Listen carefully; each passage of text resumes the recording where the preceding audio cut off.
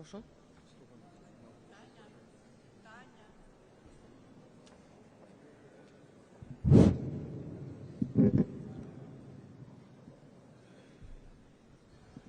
Ladies and gentlemen, President of Ukraine, Volodymyr Zelensky, and First Lady of Ukraine, Olena Zelensky.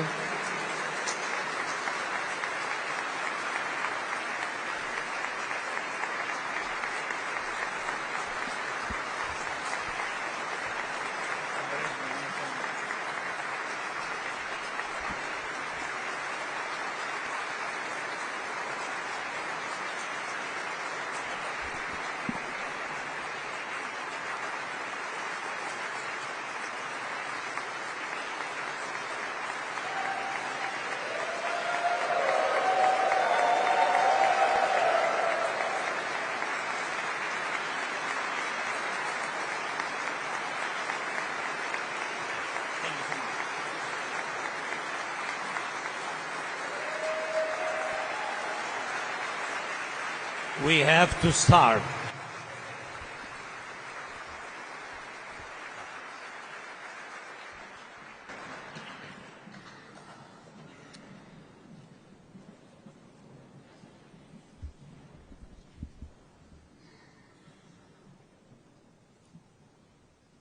Please. Thank you.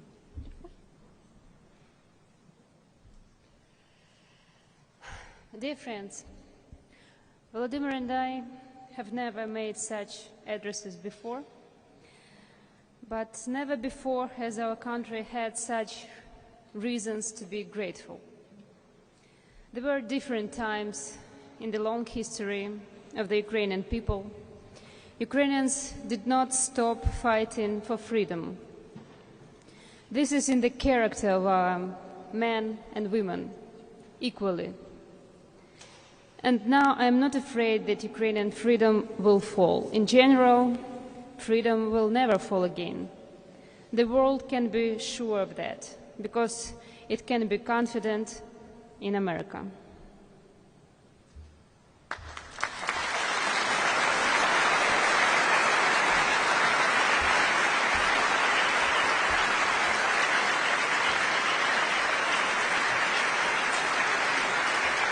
This Monday,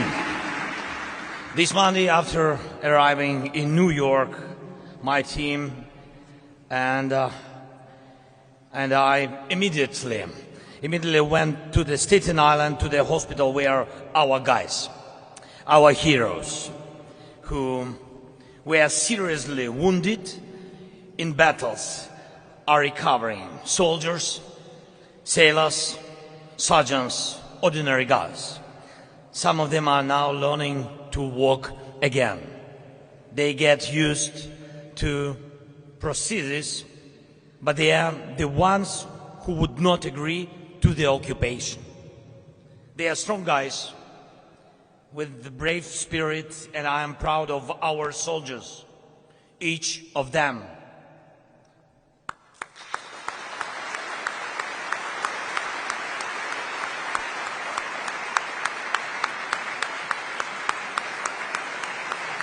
Thank you.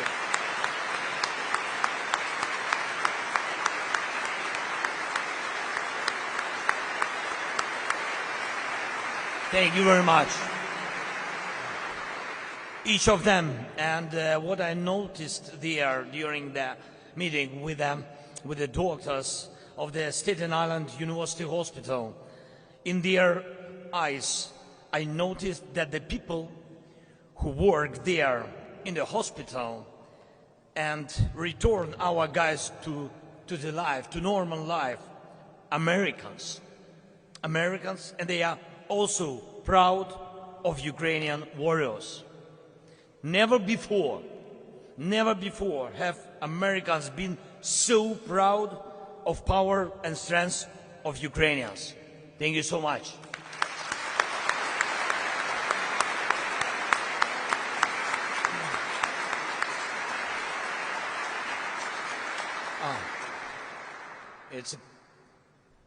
big privilege to be here, and thank you. And dear friends, dear Americans, among the documents I saw here today, thank you, today at the National Archives of the United States was a telegram from Abraham Lincoln to General Grant. An inspiring document, absolutely. Hold on with a bulldog grip and chew and choke as much as possible. President Lincoln's words reflect the courage and faith that helped America. Such words reflect exactly how Ukrainians fight. In our victorious battles for Ukraine and Kharkiv and the Snake Island in the Black Sea, in our battle for Bakhmut, where our soldiers are pressing forward no matter the challenges, in our battle for every inch of Ukrainian land, every day of this war, Ukrainian soldiers hold on with the grip of a bulldog. They chew and choke the Russian occupiers as much as possible. Never before had the Russian dictatorship met such strong resistance. And never again will Russia manage to destroy any other nation.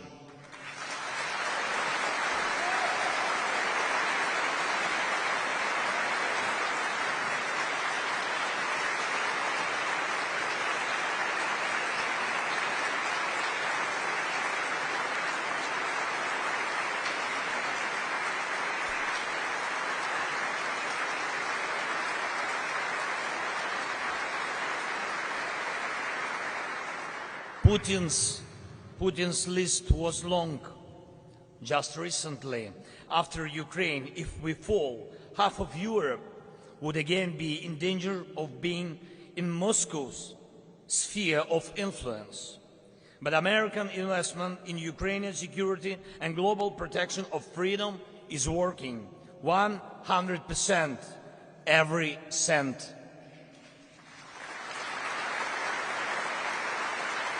Now Putin's list of goals is different. Instead of dictating terms to America, Europe, and the whole free world, Putin is forced to humiliate himself by personally entertaining a delegation from Pyongyang and trying to find favor with Tehran. This is his clear weakness. Yes, it's true. Ukraine pays the highest price for defending freedom and global security.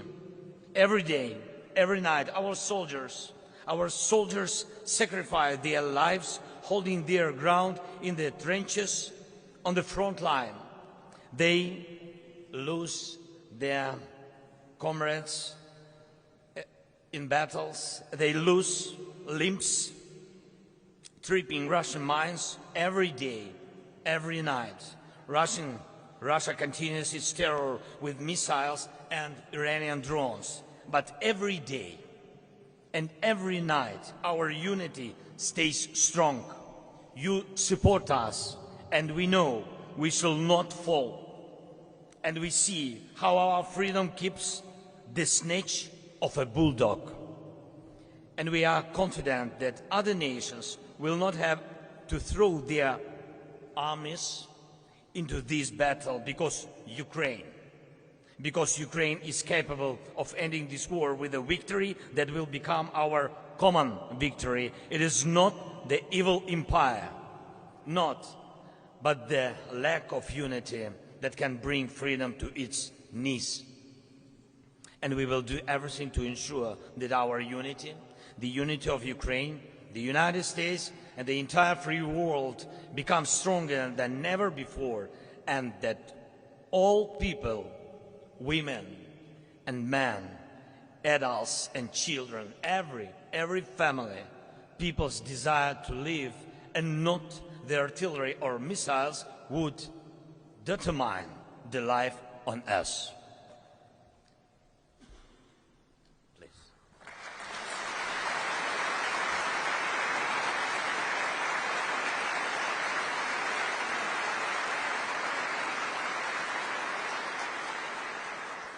Over the past year and a half, we've all experienced many important things.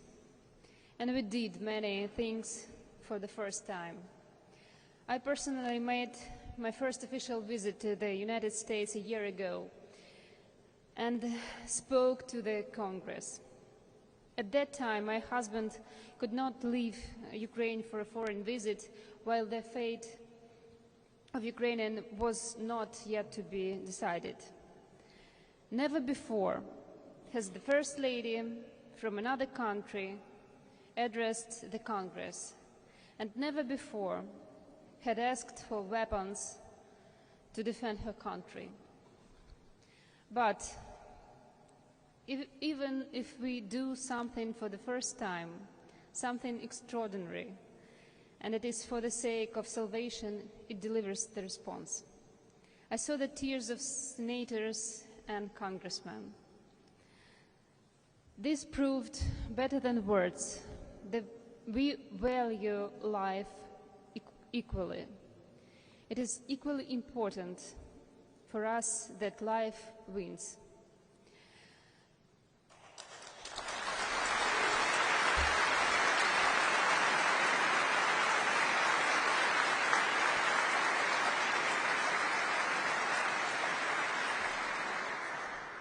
The stories of Ukrainian children killed by Russian missiles, which I told Congress about, are not out there somewhere.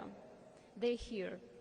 Perhaps never before the world felt so strongly that global means small, that the trouble of some is the trouble of all, that violation of rights in one end of the world is violation of the rights of all.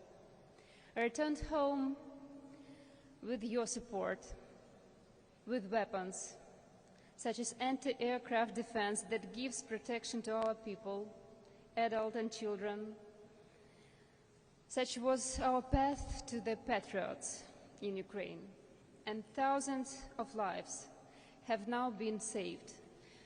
This is so important when Congress hears, when America hears. I came back with a feeling that we understand each other.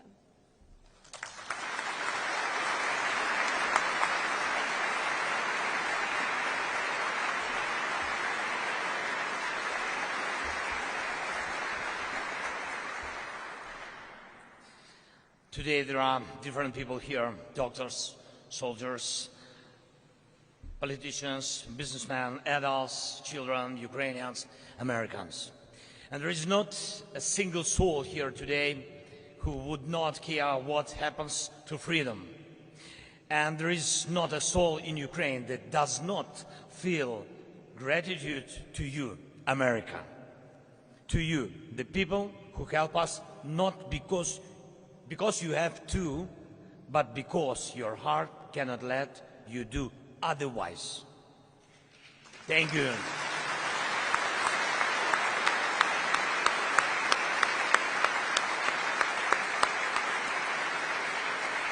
That is humanity. This is what makes us Ukraine. That's what makes you America.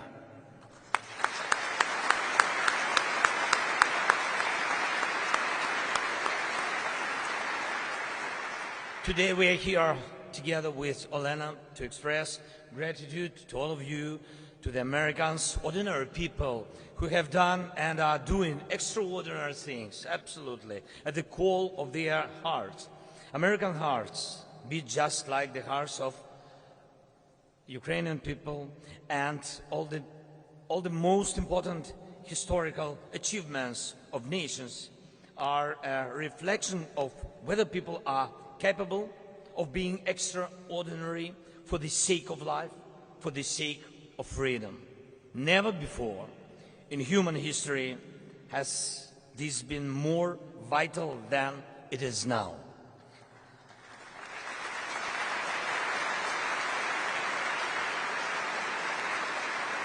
I want you all to know that America has saved millions of Ukrainian lives.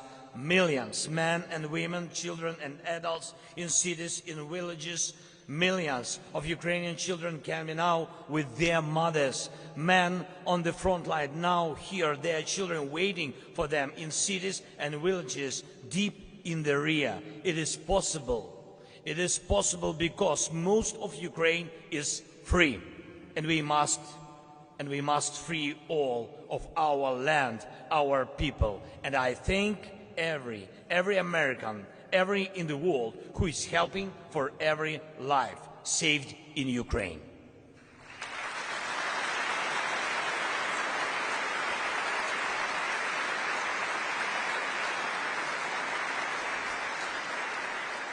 Ladies and gentlemen, today here is Ivan. Hi, Ivan. Please come. Okay, we see you. Yeah. Yes, Ivan, Ukrainian boy. He's adult, I see. Ukrainian boy, he's only 17. 17 years old. He lost his leg when a Russian tank crashed the car his family was traveling in. His stepfather died then. His mother was wounded. Now Ivan not only walks and runs, he sobs and knows that he has a chance for a full life.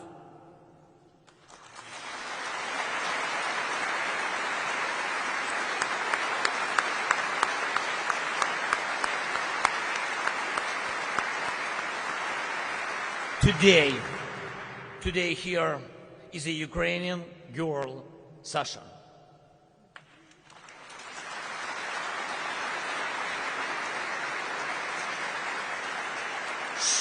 She is 10 years old. Her family tried to leave Bucha at the beginning of the Russian invasion. Russian soldiers fired at the car. Sasha received a serious injury to her hand, and there was a long time of treatment and rehabilitation according to the Unbreakable program, just like Ivan. Now Sasha also has a full life ahead, and I'm grateful for that. Grateful for thousands of such children and adults who were helped by American doctors.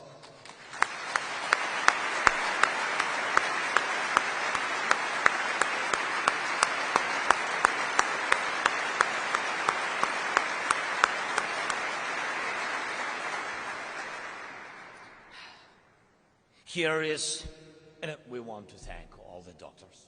Yeah, thank you.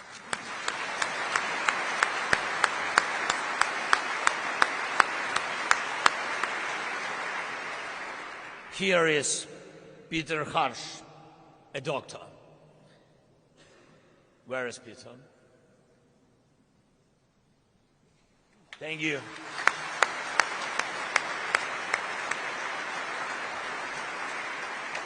Who helped Ivan and many other boys and girls, men and women. Here is Yakov Granidar, a doctor. Please, Yakov, come to us.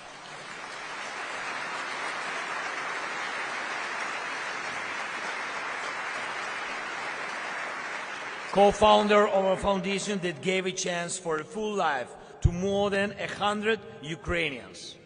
Here is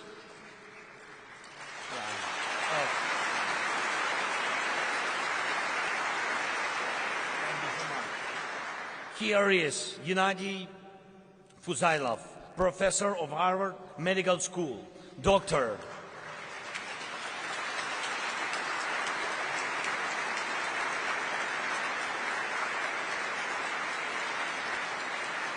Founder of the foundation that provided treatment for children with extremely serious burns.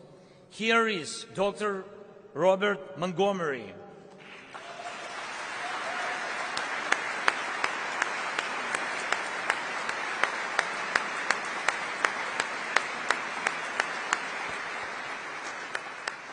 Dr. Montgomery, he himself lives with a donor heart, and at the same time he travels to war-torn Ukraine and helps people's hearts to beat.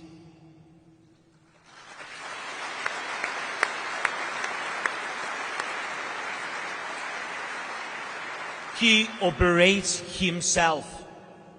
Here is Michael Corcoran, a doctor, the founder of medical clinics.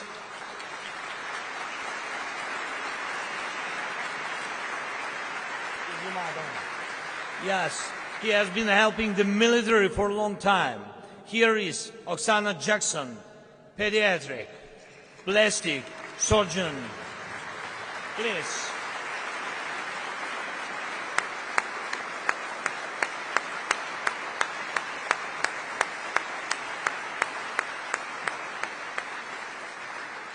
Since 2013, she has been coming to Ukraine to operate on children. And after the start of the war, her patients became soldiers who needed facial operations. Here is Walter Ulrich, chief of the charitable organization that supplies medical equipment to Ukraine.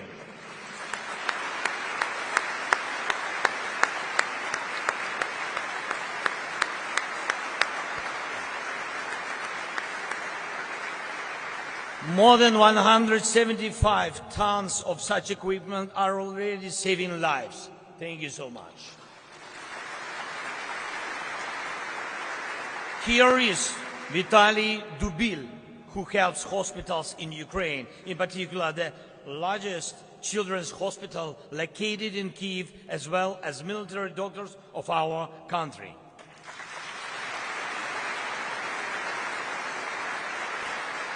Military doctors of our country. Here is Alla Lopatkina, the president of the foundation that sends ambulances and fire trucks to Ukraine.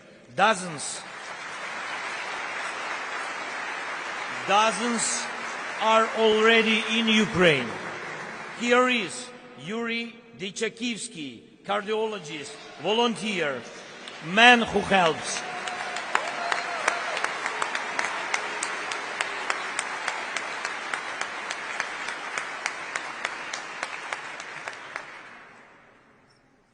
If America did not have such people, there would be no freedom left in the world, but for such great hearts.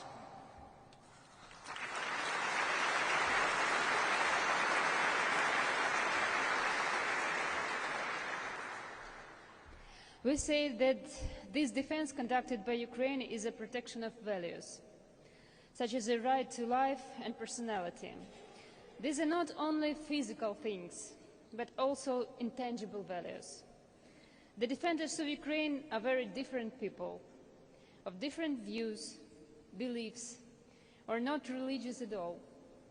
But they all clearly feel that they are fighting against evil, against the worst that might be born within a human.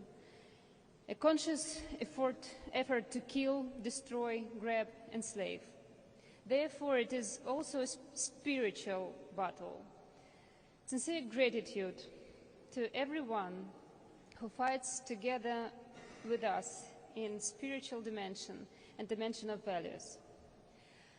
I have the honor of knowing Archbishop Boris Gudyak personally.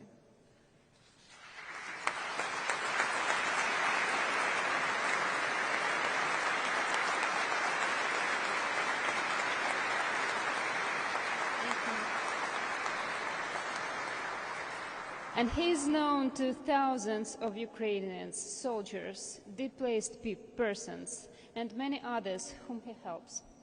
And young people who, thanks to him, get a great education.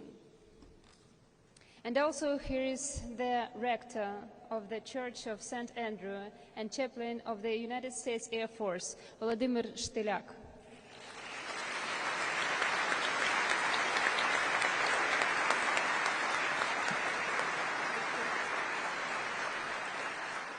And our honorary consul in the city of Seattle and pastor, Valery Holoborodko.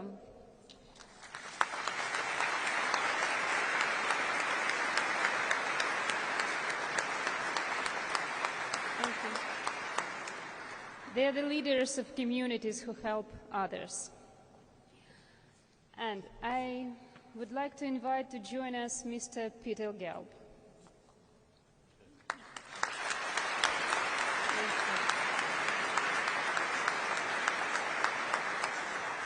The General Director of the Met, the legendary New York Opera, which has become one of the largest centers of support for our fight with the language of art.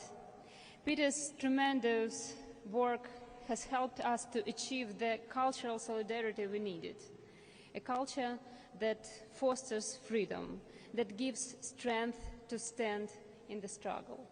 Thank you. Thank you.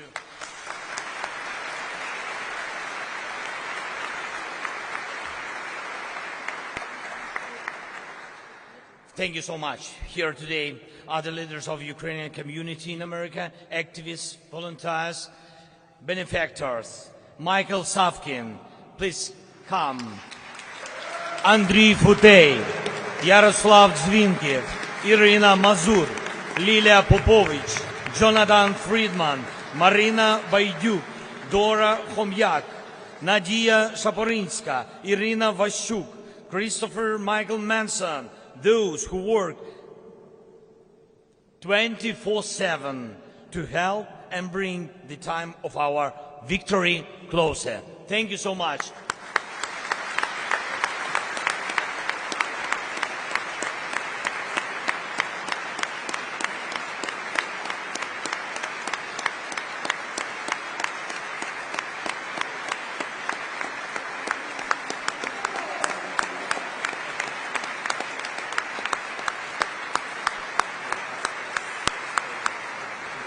And I remember how the journey of confidence that we are on now began. When I spoke with President Biden early in the morning on February, you read about it. On February 24, 2022, the first day of the Russian invasion, the world did not really believe in Ukraine. The endless columns of Russian tanks and vehicles that invaded our territory seemed invincible to many in the world. But I assured President Biden then that we in Ukraine will not give up. And he assured me that America will be with us as long as it takes.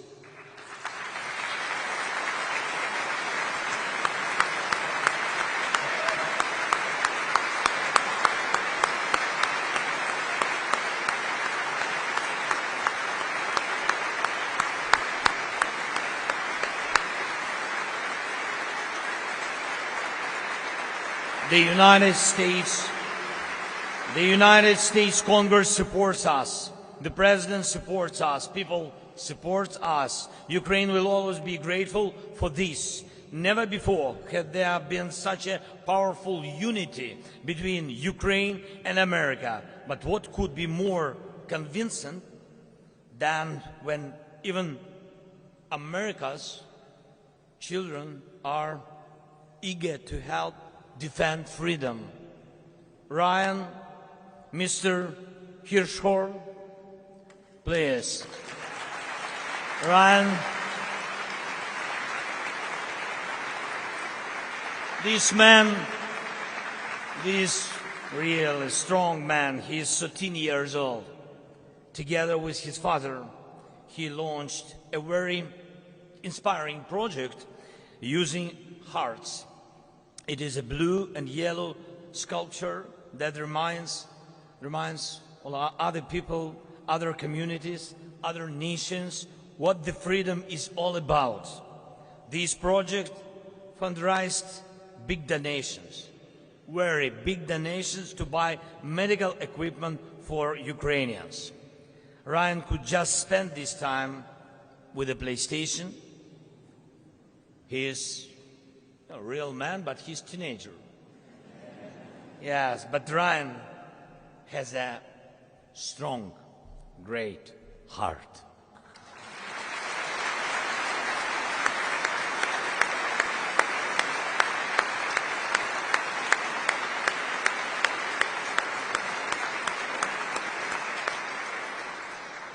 golden hearts, such hearts take freedom seriously. They don't just play with it. Thank you, Ryan. Thank you, our friend. And it is a great privilege to honor all of you with State Awards of Ukraine. On February 24th, we in Ukraine could not have known that we would be supported by so many people and such kind of people. But now we see it could not be otherwise. Ukrainians, Americans, we do not betray ourselves. We do not betray freedom.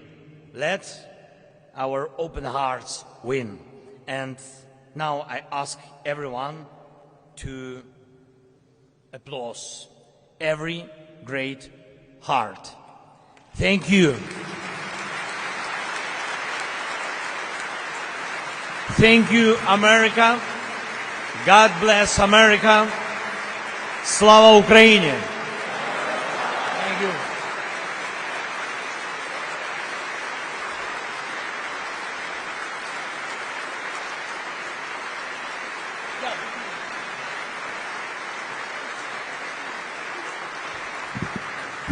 By a decree of the President of Ukraine, Volodymyr Zelensky, for a valuable contribution into strengthening of international cooperation, support to national sovereignty and territorial integrity of the Ukrainian state across the world, the following persons are being awarded.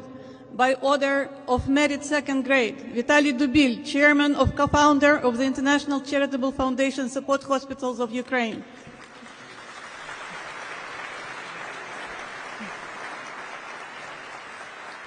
Michael Savkiv, Executive Vice President of the Ukrainian Congress Committee of America.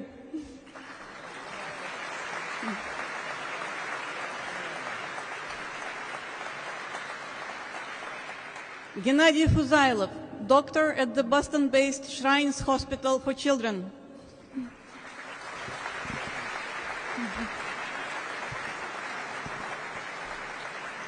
Andriy Futey, President of the Ukrainian Congress Committee of America.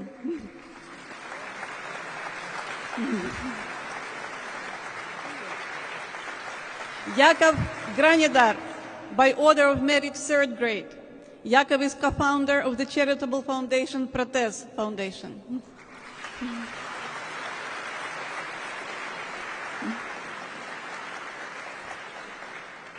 Yuri Dechikivsky, volunteer and international cardiologist at Johns Hopkins University.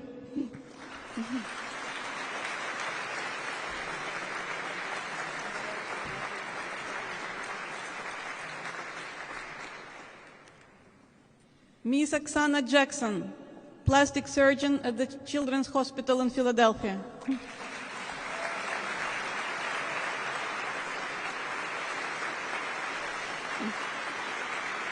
Mr. Yaroslav Zvinek, physician at Swedish Covenant Hospital.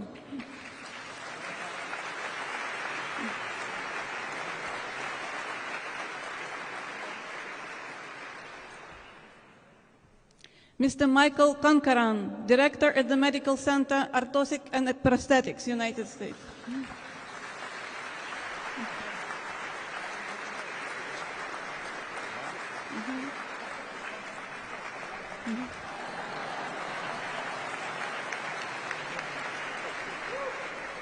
Ms. Irina Mazur, Honorary Consul of Ukraine in Philadelphia.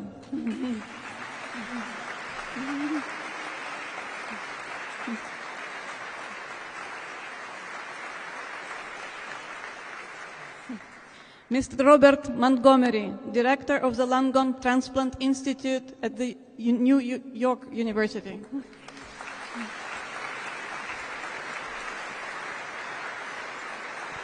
Ms. Lilia Popovich, community activist.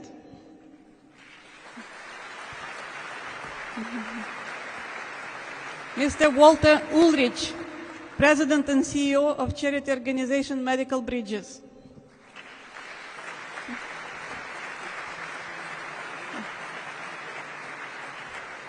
Mr. Jonathan Friedman, Honorary Consul of Ukraine in Salt Lake City.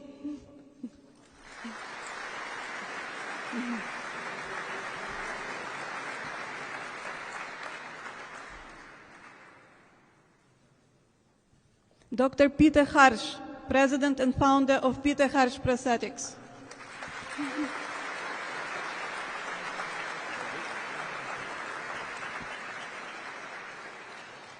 Ms. Marina Bayduk, President of United Help Ukraine.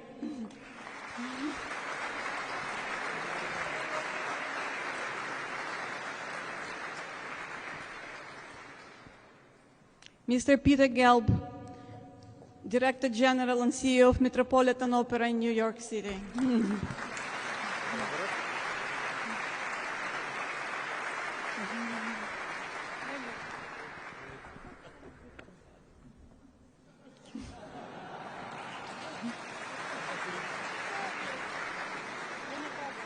Mr. Valery Holoborodko, Honorary Consul of Ukraine in Seattle.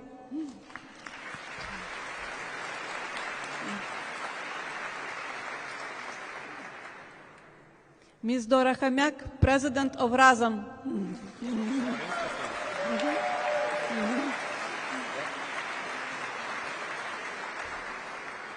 Ms. Nadia Shaparinska, President of US-Ukrainian Activists.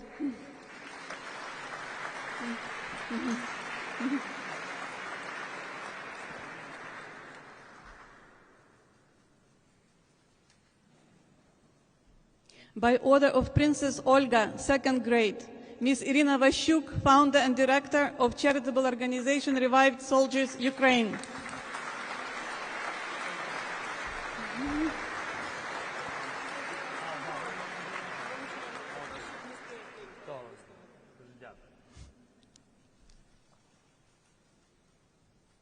By the award of the President of Ukraine, the Cross of Ivan Mazepa, Boris Gudyak, Archbishop and Metropolitan of the Philadelphia Archieparchy, the Ukrainian Greek Catholic Church.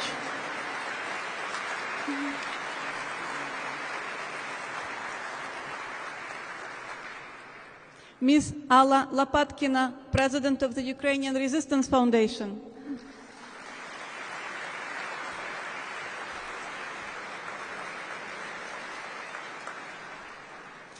Father Volodymyr Stelyak, pastor of the Ukrainian Orthodox Cathedral of St. Andrews in Silver Spring, Maryland.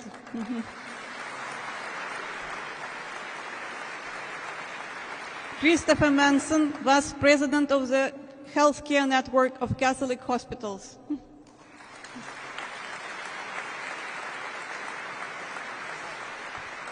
And now, by a special award of the President of Ukraine, Golden Heart, Ryan Hirschhorn, student of Massapequa Middle School.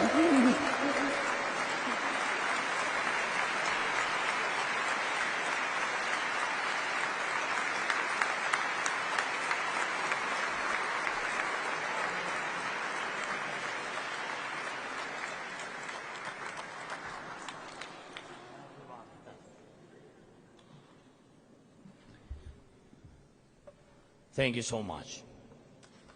Thank you very much for everything, for your support. Ukraine will never forget it. Thank you very much. We have to win, and we will win. It will be our common victory. Thank you so much. Slava Ukraini!